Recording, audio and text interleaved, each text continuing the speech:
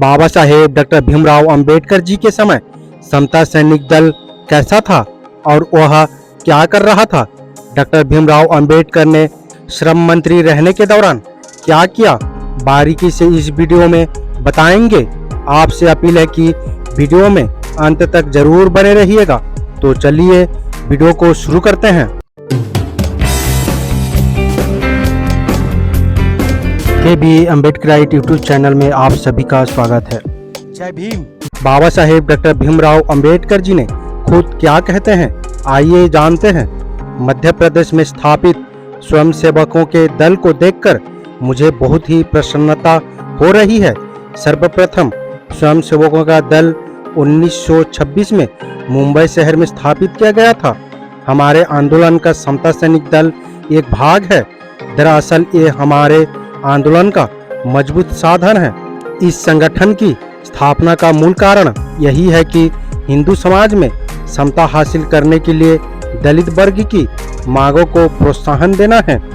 उसके नाम से ही सूचित होता है कि यह संगठन हिंदू समाज में दलित वर्ग को समता प्राप्त करने के उद्देश्य से स्थापित किया गया है। आज हिंदुओं से पूर्णतः अलग होकर वह हिंदुओं के बराबर सामाजिक समता प्राप्त करना उसका ध्येय है। हमारी राजनीतिक मांगों को मांगने के लिए दलित वर्ग के पास सभा स्थल नहीं था। कांग्रेस संगठन इतना मगरूर था कि मुंबई में किसी भी राजनीतिक दल की वह सभा नहीं होने देता था। इस दशहत का सामना करने के लिए हमारे स्वयंसेवकों ने कमर कसी। उन्होंने राजनीति में भाग लेकर कांग्रेसी स्वयंसेवकों के अत्याचारों से हमारी सभाओं का रक्षण किया। मैं गोलमेज परिषद को जाने की तैयारी में था। तब मेरे निवास के पास ही मेरे गोलमेज परिषद में जाने के विषय को लेकर अछूतों के नाम पर कांग्रेस ने एक सार्वजनिक सभा आयोजित की थी। इस सभा में वो घोषणा करने वाले थे कि मैं दलित वर्ग का सच्चा प्रतिनिधि नहीं हूँ। इस सभा के आयोजकों को मैंने कहा था कि यदि दलित वर्ग की वास्तविक सभा हो रही होगी तथा वहाँ कोई भी प्रस्ताव पारित होने पर मुझे बुरा नहीं लगेगा, परंतु यह सभा दलित वर्ग की नहीं है। शाम को उनकी सभा आयोजित हो गई। एन वक्त पर हमारे स्वयंसेवकों का एक दल आया तथा कांग्रेसी आयोजकों को फजीहत करते हुए सभा पर कब्जा किया। कुर्सी, टेबल और कल बेल को छोड़कर कांग्रेसी अपनी जान बचाकर भागे। हमारे स्वयंसेवक विजय चिन्ह के रूप में कुर्सी, टेबल और बेल लेकर आए। हमारा स्वयंसेवक संघ मुंबई में सबसे बलवान है। हमारे स्वयंसेवकों को आह्वान देने का साहस आज तक किसी ने नहीं किया है। ऐसे स्वयंसेवकों के संगठन को विरोध करने वाले कुछ लोग हैं, वो अहिंसा में विश्वास करते हैं, फिर भी संगठन का तथा शक्ति प्रदर्शन का विरोध करते हैं। मैं भी अहिंसा के सिद्धांतों को मानने वाला व्यक्ति हूँ, परंतु मैं अहिंसा तथा विनम्रता में अंतर मानता हूँ। विनम्रता यानी दुर्बलता तथा स्वयं ने स्वयं पर दुर्बलता ओढ़ लेना कोई सद्गुण नहीं है। मेरी अहिंसा पर श्रद्धा है, परंतु संत तुकाराम महाराज ने अहिंसा की व्याख्या करते हुए दो बातें बताई है। नंबर 1 पर है समस्त प्राणी मात्र पर प्रेम तथा दया करो, तथा 2 नंबर पर है दुष्ट लोगों का विनाश करो। अहिंसा के संदर्भ में दूसरे भाग की अनदेखी किया जाता है, जिसके कारण अहिंसा का तत्व हास्यास्पद अवस्था में पहुंच जाता है। दुष्टों को नाश करना यह अहिंसा का महत्वपूर्ण घटक है। उसके बगैर अहिंसा अर्थहीन है। शील के द्वारा नियंत्रित की गई शक्ति हमारा आदर्श है। किसी भी अपेक्षा से डरने की कोई जरूरत नहीं है। अभिचार से किसी को भी दुख न दो। जिसको तुम्हारे सहायता की जरूरत है उन्हें हर तरह से मदद करो। फलतः आपने लोगों की बड़ी सेवा की, ये माना जाएगा। वर्तमान में मंत्री हूँ। केंद्रीय सरकार की ओर से श्रमिकों के हितों की ओर अधिकाधिक ध्यान दिया जाता है। सन 1930 में इन प्रश्नों को लेकर रॉयल कमीशन स्थापित किया गया था। उस कमीशन ने अनेक सूचना दी थी। 1930 से 1942 तक का इतिहास देखने पर इस दृष्टि से कुछ नहीं किया गया, परंतु मैंने 1942 में मंत्री पद का स्वीकार किया। तब से 1946 वर्ष तक प्रगति दिखाई देती है। 20 सालों से आज तक केंद्रीय विधानसभा में श्रमिकों का केवल एक ही प्रतिनिधि होता था, परंतु नई विधानसभा में आपको 3 श्रमिक प्रतिनिधि दिखाई देंगे। वही काउंसिल ऑफ स्टेट में एक भी श्रमिक प्रतिनिधि नहीं होता था, परंतु अब एक श्रमिक प्रतिनिधि लिया जाएगा। आगामी केंद्रीय विधानसभा में मजदूरों के कल्याण हेतु 10 बिल आने वाले हैं। मैंने उनका मसौदा तैयार किया है। इस देश से सामाजिक तथा आर्थिक दरिद्रता को दूर करने के प्रयत्न किस तरह हो रहे हैं, ये आपको दिखाई देंगे।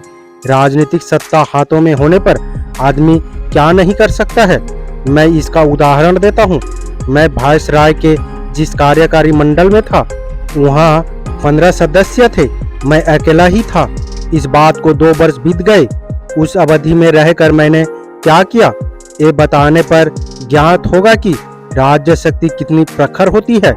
मेरे वहाँ जाने से पहले केंद्रीय सरकार ने अछूतों की शिक्षा की कोई भी जिम्मेदारी स्वयं पर नहीं ली थी, किंतु अलीगढ़ मुस्लिम विश्वविद्यालय को 20 लाख की मदद की थी।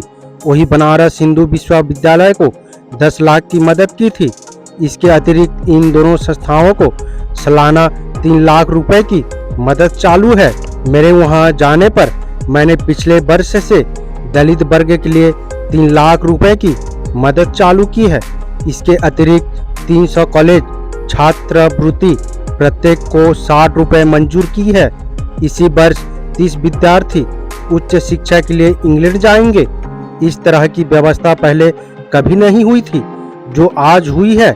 अब नौकरी के संबंध में देखिए, मुसलमानों को 20%, ईसाइयों को 8.5%, परंतु दलितों के लिए इस तरह का प्रमाण पहले बिल्कुल नहीं था। केवल इतनी सिफारिश की गई थी कि इनकी ओर ध्यान दिया जाए, यानी हमारे हिस्से में 0% था। मैंने कुछ समय पहले सरकार के सामने ये मांग रखी थी, तब सरकार ने नौकरियां में 8.33% की व्यवस्था की है। मैं जब केंद्रीय सरकार में मंत्री बना तब मेरे विभाग में हमाल तक कोई अछूत नहीं था, परंतु अब 2 उप सचिव, 1 अवर सचिव और 3 कार्यकारी अभियंता ऐसे अछूत वर्ग के लोगों की भर्ती की है। कोई कहते हैं मैं केवल महारों का ही हित देखता हूँ। मैंने महार जाति में जन्म लिया है, ऐसे में क्या कर सकता हूँ, परंतु मेरे विरुद्ध की गई शिकायत एकदम गलत है। मैं शीघ्र ही प्रांत अनुसार जातिगत स्थिति की जानकारी देने वाला हूँ। इससे ज्ञात होगा कि किस वर्ग की नौकरी में कितने लोग हैं, वही किसे कितनी छात्रवृत्ति दी गई है। मेरे विभाग में शिमला में 28 नौकरों में 18 भंगी है। इंग्लैंड जाने वाले लोगों में एक मांग, एक भंगी तथा अनेक चमार है। बताने का उद्देश्य यह है कि राज्य की सत्ता हाथों में होने पर मनुष्य क्या नहीं कर सकता है। मैं अकेला होने पर इतना कर पाया। यदि मेरे साथ 2-3 लोग होते तब क्या इसमें भी अधिक काम नहीं हो सकता था।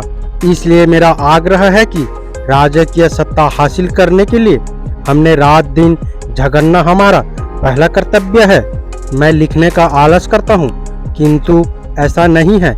इसके विपरीत मैं पहले से अब अधिक लिखता हूँ, परंतु मुझे कार्यालय के काम के अतिरिक्त दूसरा कुछ लिखने का समय नहीं मिलता है।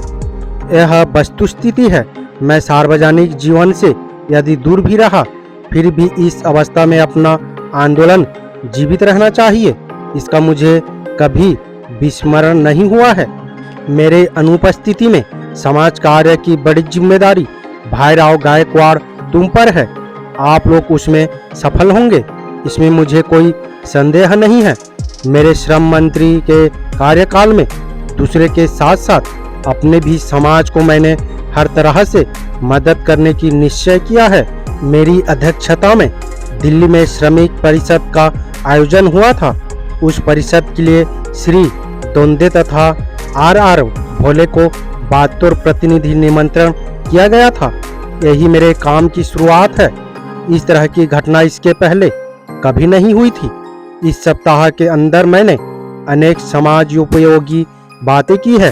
श्री RM डोईफोड़ संबंधी तुम्हारी भाई राव ओर से सिफारिश के साथ पत्र मिला। डोईफोड़ की मुझे जानकारी नहीं है।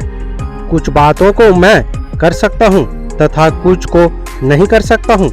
इस संबंध में मैं कितना कठोर हूँ यह आप मेरे स्वभाव से जानते हैं। डोईफोड़ का ऐसा मामला है कि मैं उसमें कुछ नहीं कर सकता हूँ। उनका मामला लोक सेवा आयोग के अंतर्गत आता है। उसमें हस्तक्षेप करना उचित नहीं है। ऐसे मामले में बिल्कुल हस्तक्षेप नहीं कर सकता हूँ।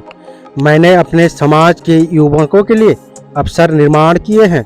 ऐसी परिस्थिति में अपने व्यक्तिगत उम्मीदवारों के मामले की जिम्मेदारी अपने ऊपर नहीं है। ऐसा करने पर दूसरे योग्य उम्मीदवार के साथ अन्याय होगा, इसलिए मैं बिल्कुल हस्तक्षेप नहीं करता हूँ। ये बात आप अच्छी तरह से जानते हैं। आप में कुछ उत्साही युवकों ने जनता साप्ताहिक चलाने की तैयारी दिखाई है। ये देख मुझे बहुत आनंद हुआ है। अपने साप्ताहिक समाचार पत्र के चलाने के काम में मुझे बहुत से अनुभव आए हैं, जिसके कारण मैं बहुत सावधानी के साथ कदम रखता हूँ। अति उत्साहित ठीक नहीं है। समाचार पत्र चलाना सरल काम नहीं है। वहाँ आर्थिक प्रश्न बड़ा होता है। दूसरी बात यह है कि समाचार पत्र का स्तर संभालते हुए पाठकों की दृष्टि से आकर्षण पैदा करना महत्वपूर्ण है। आर्थिक बिंदु पर मैं विचार नहीं करता हूँ, कारण उसकी जवाबदारी मुझ पर नहीं होती है। परंतु दूसरा प्रश्न महत्वपूर्ण है। अपने साप्ताहिक का संपादक कौन होगा, इसकी योग्यता क्या है, ये सब महत्वपूर्ण प्रश्न है। ये जानकारी मुझे जब तक नहीं मिलती है तब तक मैं इस योजना को सहमति प्रदान नहीं कर सकता हूँ। नाम के बारे में मैंने कोई विचार नहीं किया है। कैयारी, रखवाला या इससे मिलते जुलते नाम मुझे मंजूर नहीं है। आपको वीडियो कैसा लगा कमेंट में जरूर बताएं। वीडियो अच्छा लगा हो तो लाइक करें। उम्मीद करता हूँ वीडियो को समझ गए होंगे। अगर समझ गए हैं तो अपने परिवारजनों को, दोस्तों को, मूल निवासी SC ST OBC Bahujan Samaj को शेयर जरूर करें ताकि उन्हें भी पता चल सके, जानकारी हो सके। मेरा आप सभी बहुजन समाज मूल निवासी अम्बेडकरवादियों से अपील है, हम अपने समाज को जागरूक करने के लिए बहुत मेहनत करते हैं और अम्बेडकर विचारधारा वाले वीडियो को लाते रहते हैं। आपकी एक सब्सक्राइब हमारे हौसले को बुलंद कर हमें दोगुनी हौसला प्रदान करता है, मजबूत करता है। इसलिए आप सभी से गुजारिश है कि हमारे चैनल को सब्सक्राइब करके हमें सपोर्ट जरूर करें ताकि हम अगले नए वीडियो डालें तो आप तक नोटिफिकेशन जा सके और कुछ महत्वपूर्ण जानकारी मिल सके। धन्यवाद। जय भीम, जय संविधान, जय मूल निवासी।